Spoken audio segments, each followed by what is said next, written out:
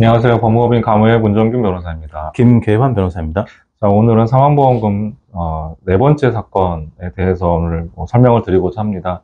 이번 사건은 이제 밤에 주거지를 나가서 실종신고된 상태에서 익사체로 발견된 피보험자에 대해서 우울증에 의한 자살로 보인다고 판단한 사례입니다. 사실관계를 간략하게 먼저 말씀을 드리면 여름날이었습니다. 7월 17일경 밤 10시에서 11시 20분 사이에 휴대전화와 집 열쇠를 집에다 놓고 이제 망인이 나갔고, 그거를 11시, 12시가 좀 안 된 시간에 유족이 발견을 하고 경찰에 실종신고를 했는데요. 안타깝게도 다음날 오후 2시쯤에 이 실종신고에 따라서 수색하던 중에 이 망인이 사체로 한강변에서 발견이 된 그런 사고입니다. 유족이 남편이었죠? 남편이 전날 나간 것까지는 확인했는데 다음날 아침까지 안 들어오니까 네. 실종을 했고, 그날 오후에 네. 경찰과 이제 소방대원들이 발견을 했던 사례인 것 같습니다. 네. 결론은 어떻게 났나요? 판결은? 이 사고에 대해서 상해사망보험금 청구를 했지만 법원에서는 이제 우연성을 인정할 수 없다. 그러니까 보험사고에 해당하지 않기 때문에 보험금 청구를 기각하는 판단을 했습니다. 법원의 주된 판단 근거? 이유는 어떤 게 있었죠? 그러니까 이 망인의 사고가 과연 이제 어떤 우연한 사고로 인한 것이냐, 그런다기보다도 이거는 아마도 자살을 한 것 같다라고 이제 판단을 한 것 같습니다.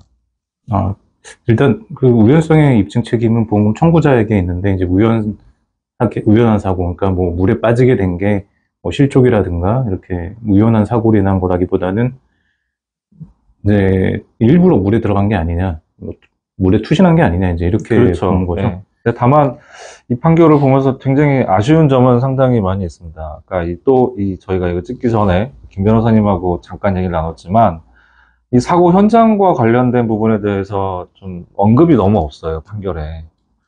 사고 정황, 법원에서는 들었던 게 직장 내 스트레스가 상당했고, 그것 때문에 직장에서도 퇴직하고, 또 남편하고 사고 전날, 전전날에도 이제 자책하는 듯한 얘기도 했고, 또 신변을 정리하는 듯한 말을 했다든지, 이런 부분들. 그리고 집에서 나갈 때도 엘리베이터에서 보면 울면서 엘리베이터를 탔던, 이런 내용들이 이제 적시가 돼 있더라고요. 근데 이제 그건 어떻게 보면은 좀 정황적인 부분이긴 하지만, 그런 정황 사실도 아무래도 이게 객관적인 증거 형태로 좀 판단이 되어야 될 텐데, 사망 중 5년간 우울증과 관련된 정신과 진료를 받은 사실이 전혀 없었고요.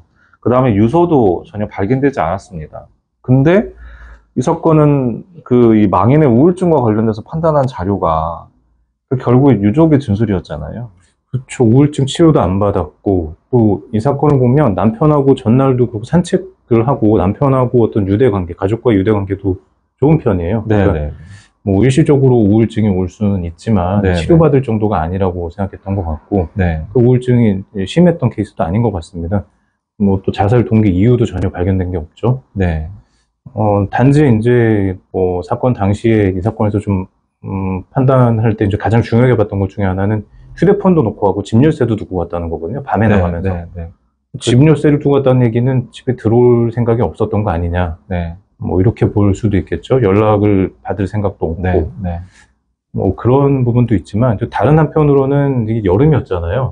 그건 더운 때였고, 2020년이면 열대야도 좀 있었던 걸로 기억하는데, 그런 걸로 볼 때 정말 각종 스트레스에 시달렸던 분이고, 약간의 우울 증세도 있던 분이니까, 정말 머리를 식히려고 바람 쐬러 나갔을 수도 있고, 이분이 나가서 걸었던 현장도 남편하고 평소에 산책을 자주 했던 구간으로 보이거든요.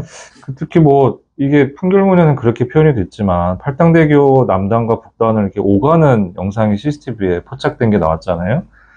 이게 보는 시각에 따라서는 마치 이제 본인의 비관하고 있는 그런 상태에서 나올 수 있는 행동처럼 보이겠지만, 방금 변호사님 말씀하신 것처럼 자기의 어떤 기분을 환기하기 위해서 주변을 좀 산책하고, 물론 그 시간이 매우 늦은 시간이었지만 충분히 또 한여름이었기 때문에 충분히 가능한 거 아닌가. 그러다가 실족을 했다거나 미끄러짐 사고로 인해서 이게 한강에 빠진 게 아닌가. 충분히 그걸 의심할 수 있잖아요. 그렇죠. 집에서 멀지도 않았던 것 같고요. 또 저도 산책을 많이 하는 편이지만 이 한강변을 밤에 산책하고 걷는 사람들이 적지는 않거든요. 특히 여름에 더울 때는. 뭐 그런 점을 볼 때는 좀 아쉬운 부분이 있고, 또 이 사건에서는 법원에서 중요해봤던 게 부검 감정도 하진 않았지만, 일단 외상의 흔적이 없었다는 거거든요. 그리고 사고 현장, 이분이 망인이 이제 걸었던 구간에 실족살 만한 구간이, 뚜렷한 뭐 실족의 위험이 있는 구간이 발견이 되지 않았다는 건데, 이 부분은 사실 망인이 발견됐던 장소와 물에 입수한 지점이 같은지도 확인이 안 되는 상황이다 보니까. 네, 그러니까요. 사실은 그 구간을 좀 전면적으로 좀 다 검토를 했어야 되지 않을까 싶습니다. 네.